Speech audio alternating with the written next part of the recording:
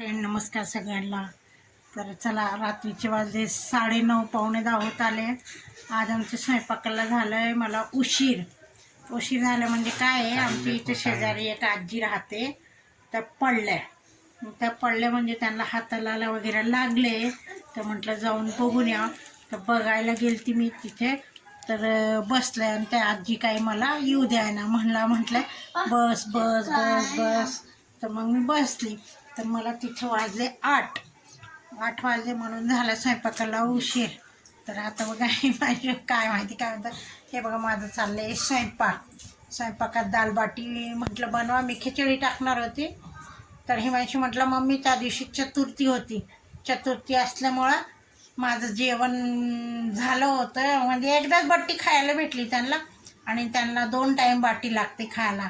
तर मला म्हटलं आज बाटी बनव, भात खिचडी बनवू नको, मी काही खाणार नाही। मला असं बोलायला लागलं, पण त्यात त्यांचे पप्पा पण आले, तर ते म्हटले जाऊ दे, मुलं म्हणताय तर बट्टी बनव, म्हणून मी बाटी बनवायला लागली। तर आता हिमांशू बसलाय बाटीच्या शेजारी, आणि तनिष्का पप्पांजवळ लाडीगुडी लावतीये मोबाईलसाठी। तिला काही पप्पा मोबाईल द्यायना झाले। हे बघा अशी बाटी बनवतात, ते खूप आवडतात आणि इतके खुशखुशीत असतात मित्रांनो। जर तुम्ही बनवा एखाद्या वेळेस, मग खावा, मग तुम्ही म्हणाल की खरंच मारवाडी जेवण काय असतो। हे बघा आम्ही इथे बनवतो बटरगत फुगली, आणि ही प्लस रव्याच्या पिठाची असते, आणि नाही रव्याच्या पिठाची नाही, रव्याचीच असते, गव्हाचं पीठ असतं आणि रवा असतो।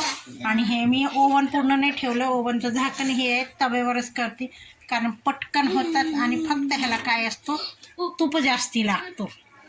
तूप जास्ती असल्यामुळं मला हे करता येते, मुलांना खूप आवडते। हे बघा असली तर जळाली, व्हिडिओच्या नादामध्ये माझी बट्ट्या जळाल्या। 2 बाटी जळाले।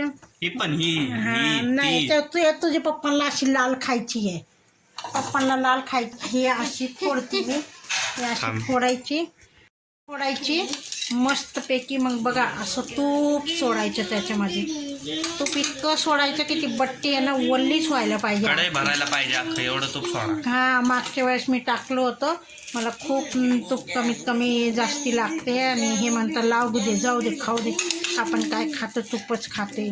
तर हे असं फोडून बट्टी भिजवायची। तुपाची मजा येते, तेलात नाही, ही बट्टी तुपातच छान वाटते, आणि तेलाची ती वेगळी तळायची। मग अशी मस्तपैकी भिजू द्यायची, आणि जे झालेले मग परत झाकण लावून ठेवून द्यायचे। बघा तुम्हाला मित्रांनो, कधीतरी तुम्ही बनवून बघा, एकदम साधी आणि सोपी पद्धत आहे ही, काही नाही, मी तर 5-10 मिनटातच बनवते।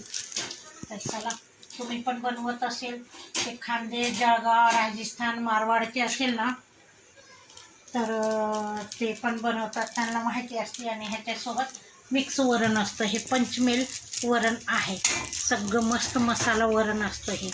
बघा हे असं बनवायचं असतं। चला तर या जेवायला आणि पंचमेल दाल खायला चला, बाय।